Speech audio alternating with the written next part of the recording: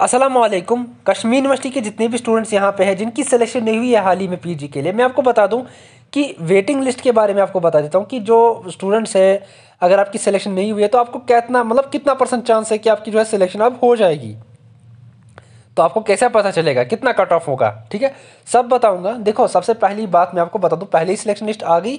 अब जो दूसरी सिलेक्शन लिस्ट आएगी वो किसी सब्जेक्ट में आएगी, किसी में नहीं आएगी, ठीक है। ये आपको ध्यान रखना है, ठीक है। अब यहाँ पे देखो, जितने भी सीट्स है, मतलब जितने भी सब्जेक्ट्स है, उनकी अपनी अपनी जो है इनटेक कैपेसिटी होती है। मान लो किसी की 60 होती है, किसी की 50 होती है, किसी की 30 होती है, इंक्लूडिंग रिजर्व्ड कैटेगरीज, ठीक है। मैं सबको इंक्लूड कर रहा हूँ इसमें, ठीक है। अब यहाँ पे मान लो इन्होंने किसी पर्टिकुलर सब्जेक्ट में 50 मतलब स्टूडेंट्स लेने हैं, तो 50 इन्होंने ले लिए, ठीक है, 50 सिलेक्ट हो गए। अब उसमें आपका नाम फॉर एग्जाम्पल नहीं है, तो क्या होता है कि जो 50 स्टूडेंट्स ये सिलेक्ट करते हैं ना, उसमें फिर क्या होता है, उसमें बहुत सारे स्टूडेंट्स हैं जो फिर एडमिशन नहीं करते उसमें। इसमें इसके वेरियस रीजन होते हैं, मैंने ऑलरेडी आपको बताया हुआ है अभी। क्योंकि बहुत सारे स्टूडेंट्स हैं जिनको मल्टीपल सब्जेक्ट में सिलेक्शन हो गई होती है, तो वो फिर एक सब्जेक्ट या दो सब्जेक्ट के जितने भी उसके जो फिर एक्स्ट्रा होते हैं वो ड्रॉप कर देता है, ठीक है। वो फिर पर्टिकुलर सब्जेक्ट में फिर खाली एडमिशन करता है। तो उसकी वजह से क्या होता है, सीट जो है बढ़ जाती है। या फिर बहुत सारे स्टूडेंट्स ऐसे भी होते हैं कि फिर मतलब माइंड वो चेंज करते हैं, तो फिर वो क्या करते हैं कि फिर वो मतलब सोचते हैं कि हम इग्नोर करें या फिर कुछ और करेंगे। तो उसकी वजह से भी मतलब सीट जो है वैकेंट रह जाती है फिर। तो उसके बदले मतलब आपको मौका मिलता है, ठीक है। मान लो अभी आपकी सिलेक्शन नहीं हुई थी, बट यहाँ पे सीट यहाँ पे किसी ने यहाँ पे छोड़ दी, उसने एडमिशन नहीं किया, तो उसका मतलब वो सीट तो उनको फिल करनी है ना, तो वो फिल करने के लिए फिर वो और स्टूडेंट्स को लेते हैं जिन्होंने एंट्रेंस दिया था और जिनका मतलब कट ऑफ के नियर बाय मतलब मार्क्स हो। देखो, कट ऑफ का मैं अभी आपको समझाऊंगा, पहले ये समझिए आप, ठीक है। तो ये है। अब अगर मान लो आपका जो है सिलेक्शन नहीं हुआ, तो इसका मतलब ये है कि अभी भी आप जो है वेटिंग लिस्ट में है, लेकिन डिपेंड करता है कि किस सब्जेक्ट में कितनी सीट्स है। मान लो किसी सब्जेक्ट में 20 सीट्स है, तो उन्होंने 20 स्टूडेंट्स ले लिए।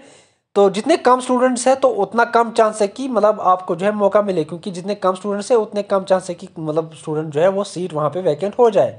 या अगर हो भी गई तो एक आध दो का हो सकती है, बट उसमें बाकी जो है कट ऑफ फिर मैटर करेगा। लेकिन अगर जितनी ज़्यादा सीट्स होंगी और जितना उतना ज़्यादा चांस है कि उतना मतलब सीट्स जो है स्टूडेंट ड्रॉप करे। मान लो किसी सब्जेक्ट में 60 है, तो उसमें 60 में ज़्यादा चांस है कि आपको मौका मिलेगा, क्योंकि 60 सीट्स है। तो ऐसा भी है कि 10 स्टूडेंट्स मतलब ड्रॉप कर सकते हैं, ठीक है, ऐसा भी हो सकता है। तो इसके बदले आपको भी मौका मिल सकता है।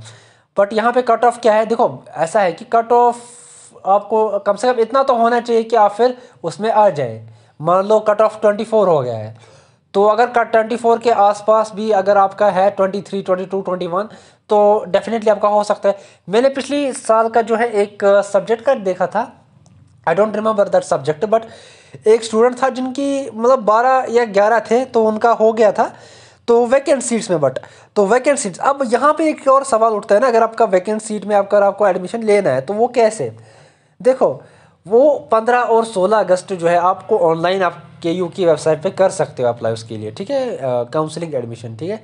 तो काउंसलिंग फॉर्म आप भर सकते हो 15-16 अगस्त को, 15 या 16 ये इन्होंने जो है जो ऑफिशियल डेट्स दी हुई है, तो वहाँ से आप भर सकते हो KU की ऑफिशियल साइट पे।